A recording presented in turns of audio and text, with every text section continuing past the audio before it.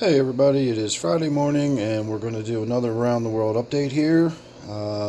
I fed the fish about maybe half an hour ago, so there should still be a little bit of activity going on in the bottom of the tank. I put some sinking wafers in most of the tank, so as we go around you might be able to see some of the more bottom dwelling fish being a little more active today.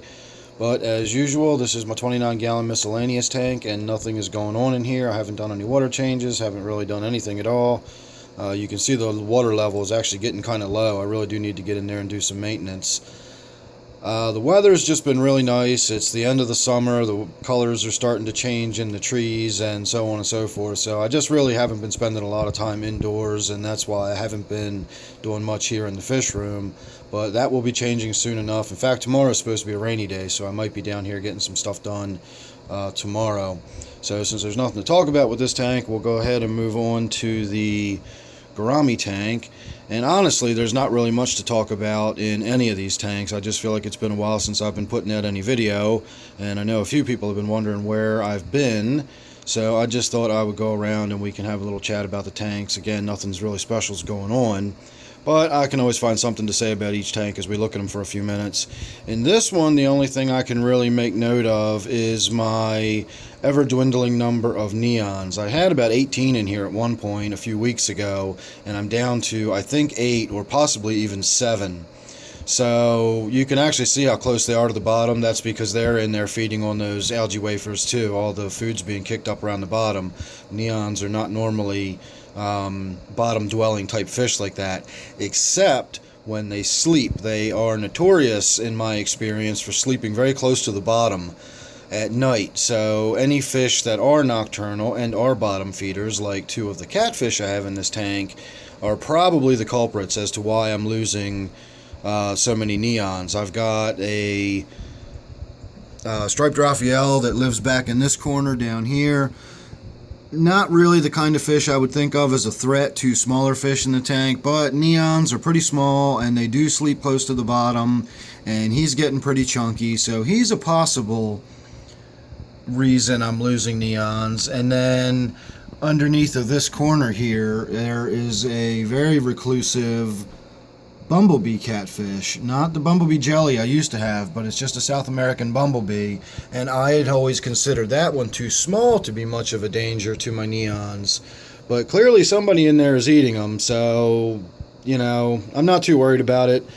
But they are getting eaten by somebody, so I do have less neons in there than before. I've had people ask me if it's the gouramis doing it. I really don't think so. I suppose it's a possibility, but I really don't think so. I've never seen the gouramis display any kind of behavior that even remotely suggests that they would prey on those neons. So I think it's one of the catfish getting them at night when they're sleeping.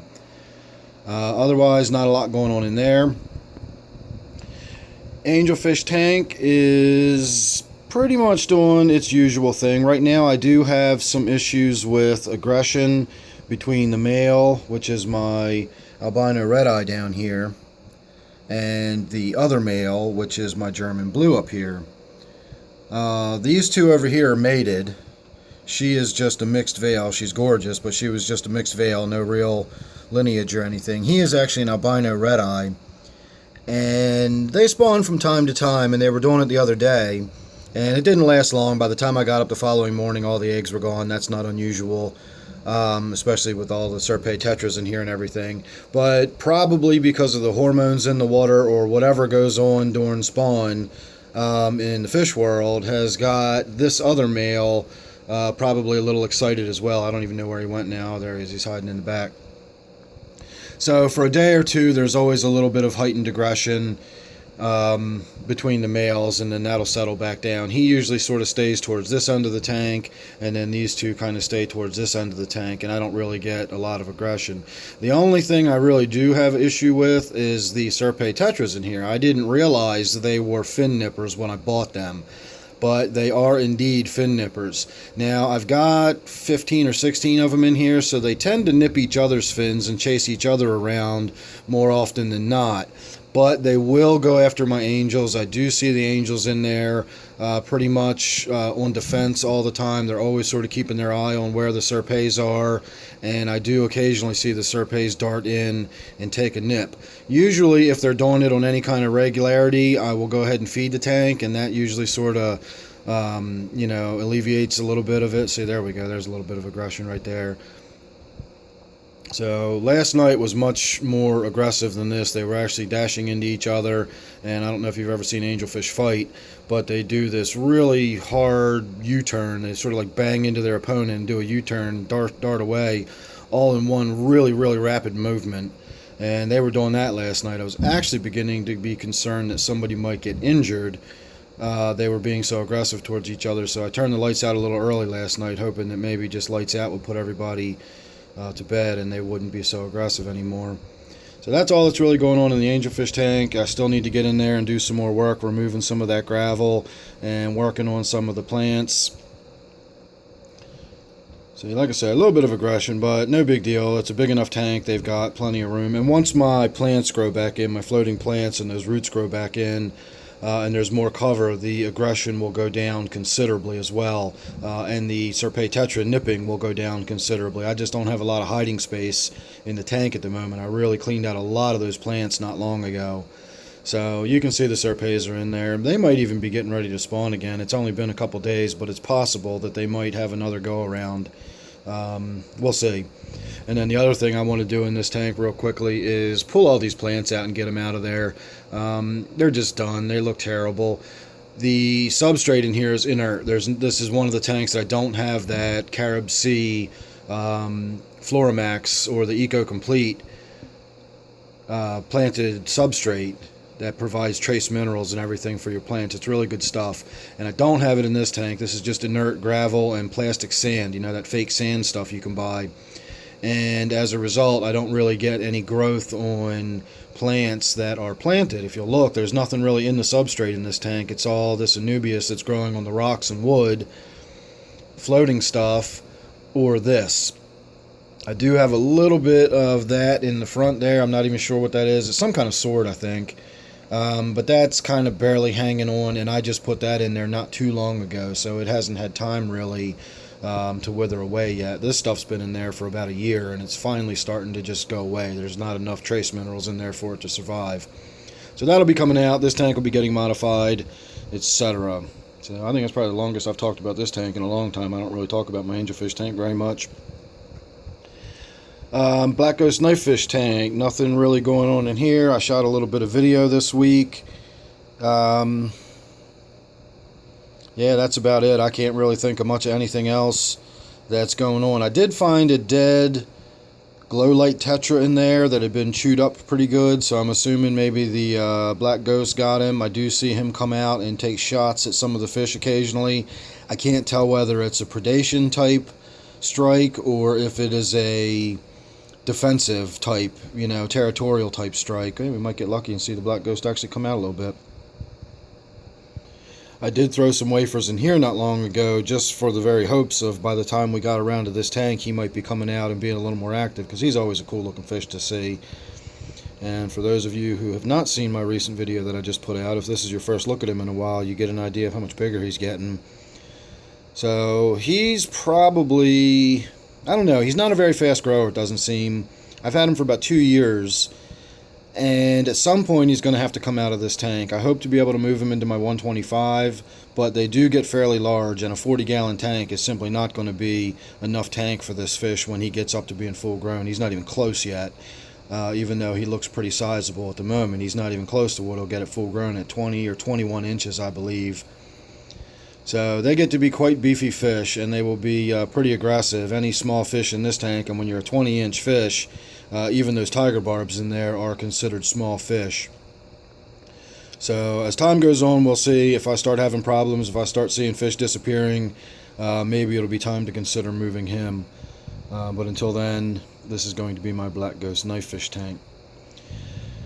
My 20 long open top. I had done some work on this recently. I just did a water change and got it nice and cleaned up and looking pretty, and I was, saying that it looks so nice I'm tempted to want to keep this again.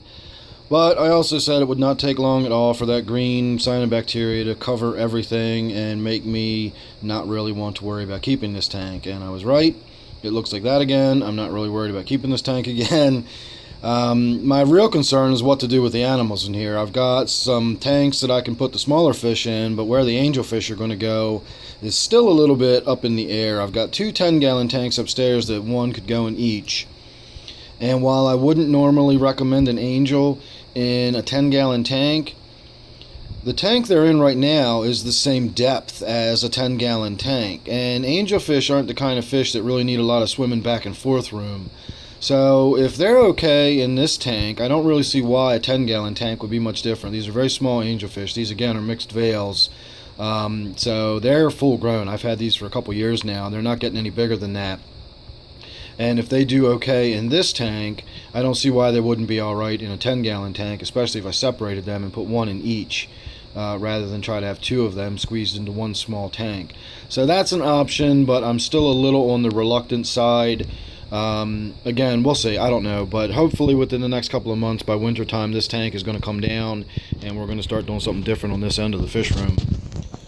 So coming over to my brackish tank, it's completely covered in that red slime again. I did just go ahead and siphon a lot of it off of the rocks, but you can see it's still all over the bottom and it's already starting to come back onto the rocks. So I've made a little bit of progress working on the new tank.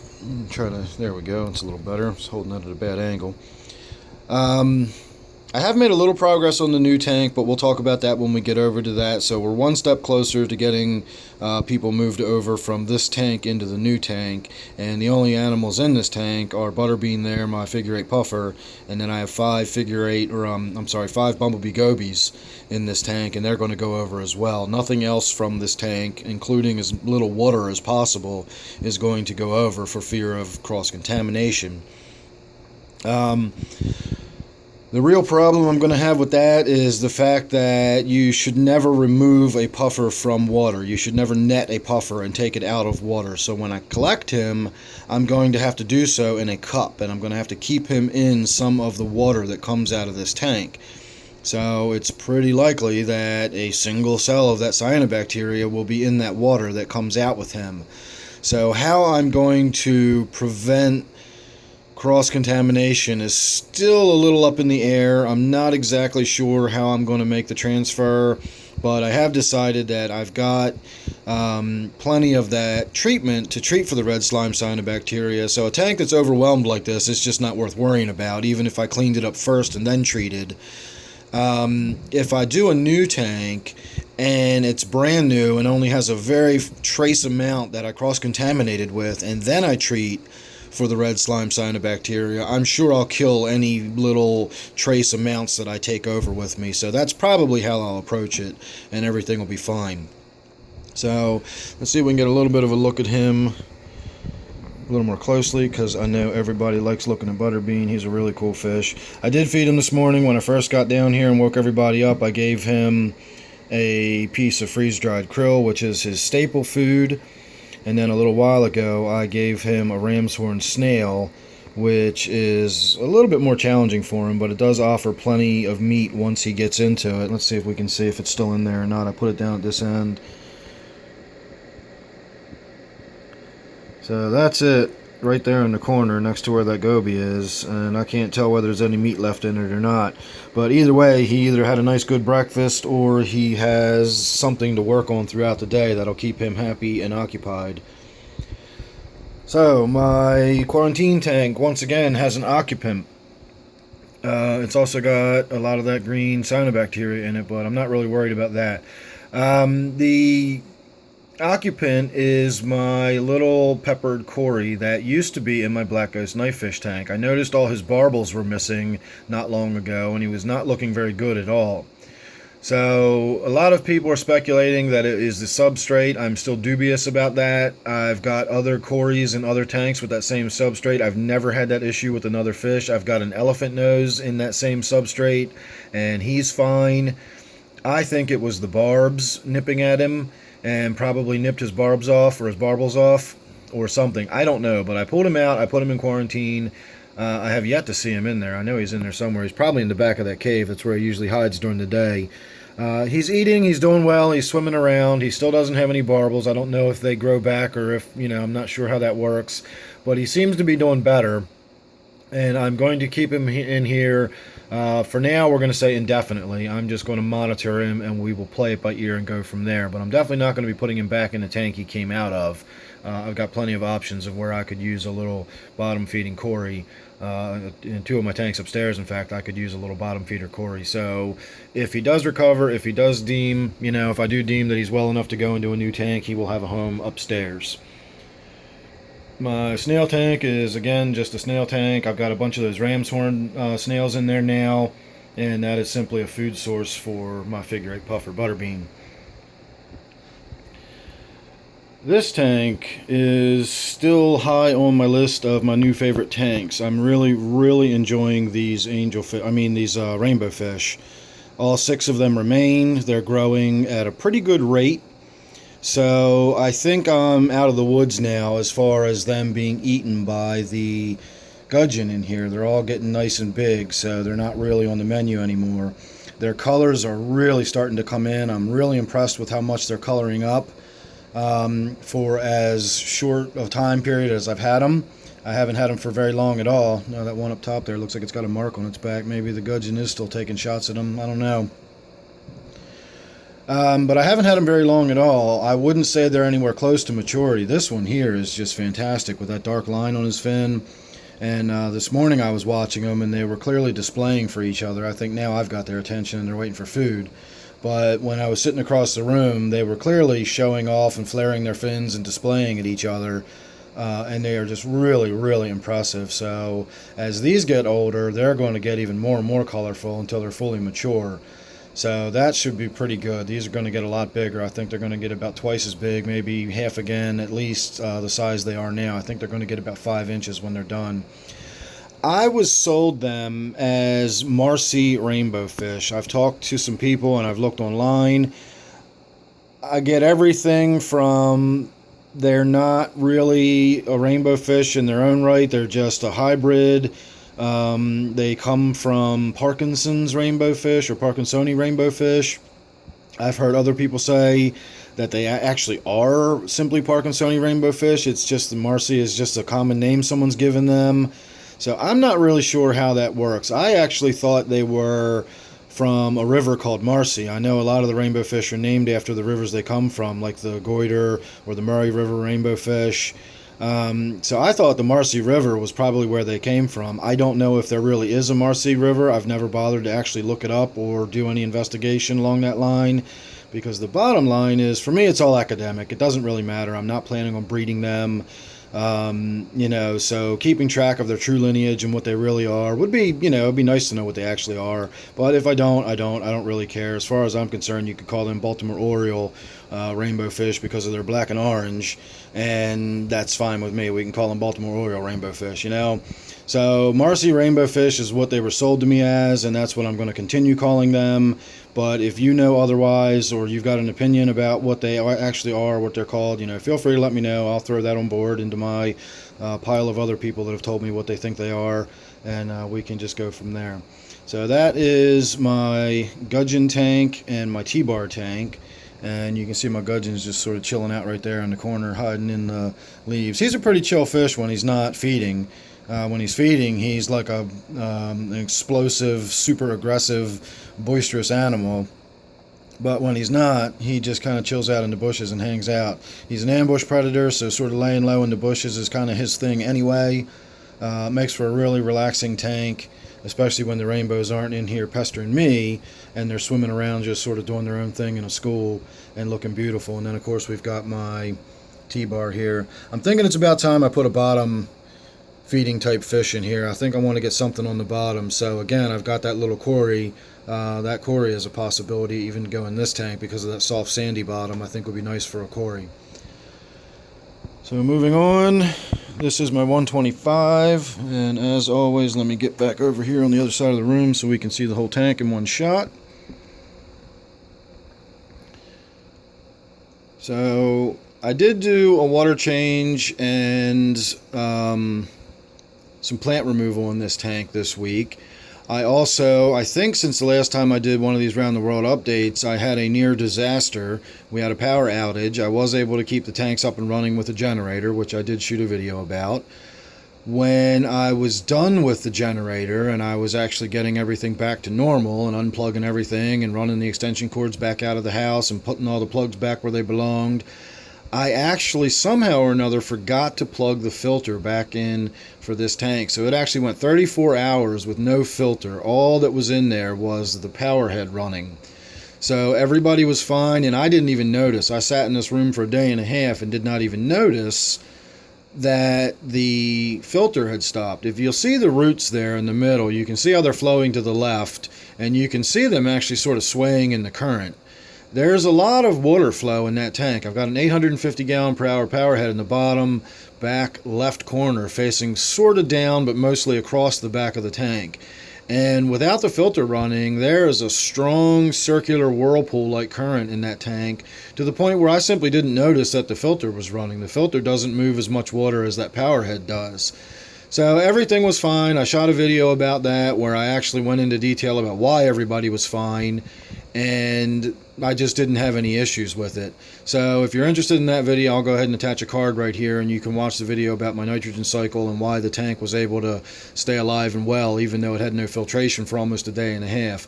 The filter itself was all manky and nasty and funky, and so I had to do a big cleaning on that. But otherwise, the tank itself has not really had any work done to it. Again, I did remove a few of the main branches off of this big piece of water sprite in here. So now I have one central branch growing down this end of the tank, and then I have two central branches growing sort of forward onto this end of the tank, and then you can see that new shoot coming out there, which is growing in a really, really wrong direction. But I might get in there and either trim it and cut it out, or I might get in there and force it to grow where I want it to grow. And if I do that, I will do a video about how I go about doing that and how you can actually shape your plants the way you want them to be shaped as they grow. So my battery's running low and time is wearing on, so we're going to move along. This is my new brackish tank. So far it's got fresh water in it, and I'm just letting it cycle in and sit there and kind of be up and running for a while. I'm waiting to see if I get any diatom algae growth, etc. So the reason I'm actually bringing this up to full brackish salinity, the salinity that I would like it to be at 1.008 is where I like to keep my brackish tanks. The Java in there is pretty hardy, and in my experience you can just kind of throw it right into brackish water, but it struggles when you do that. It takes a hell of a shock. It takes a long time to really rebound and come back and look good. So since I'm in no hurry, I'm just going to sort of slowly raise the salinity in this tank over the course of maybe a month or so. And by then, whenever I'm really ready to start breaking down and moving the fish over, we'll have this tank up to full salinity. It'll give the plants time to adjust, and hopefully we will have a nice pretty tank, and we won't have to go through this big shock period where we're waiting for the plants to recover and grow back in. I still want to get some moneywort, and I want to plant the moneywort down in the substrate, because right now nothing's really planted in the substrate, and I do have that nice good planted substrate, so it's kind of expensive substrate that's going to waste. The moneywort does really well in brackish water. That's another one that doesn't even have to be acclimated. You can just throw it right into brackish water, and that will be more of a tall, stalky type plant that grows right up out of the substrate, and it'll give me a little bit more interest and texture in the tank, and it'll give Butterbean a little more to interact with once he's in there and living. So that's what's going on with this tank. We are working our way up, and soon I will be doing some videos about the actual brackish water itself, how I mix it up, so on and so forth. So moving along, last but not least is my crayfish tank, and nothing is really, oh there we go. I was going to say, nothing's really going on in this tank. In fact, I rarely even see the crayfish anymore. They always seem to just stay hidden all the time. There's the other one down here in this bottom corner. Wow, I thought that was the big one, but the big one is the one that hides down here on the right underneath that rock. So this one must have sloughed again and gotten even larger. Oh no, that's the one with one claw. So I guess this is the big one, and the one that I thought was the big one was actually the small one. So they both have gotten considerably larger. But other than that, nothing going on in here. I haven't caught any more fish or minnows or, anything else. It's just kind of been ticking over. I keep it fed every day. I keep the plants watered, and that's about it. The hosta that's in there is doing okay. It's not doing great, but it's still alive. It's about what I expected it to look like. Again, this is something I just threw together over the course of about 20 minutes one afternoon because I thought it would be fun to do. And I have enjoyed it, and I have got some nice videos out of it. I hope you've enjoyed it too. And we are going to wrap this up by finally coming all the way back to where we started. And we've come all the way around the world to my 29 miscellaneous again. So thanks for watching this one. Hope that wasn't too long for you. Hope you enjoyed it. And I'll see you real soon on the next one. Please subscribe if you're not already. That way you won't miss anything I do have coming up once I get back into shooting lots of video again and the weather gets a little colder. So thanks again for watching. I'll see you real soon on the next one.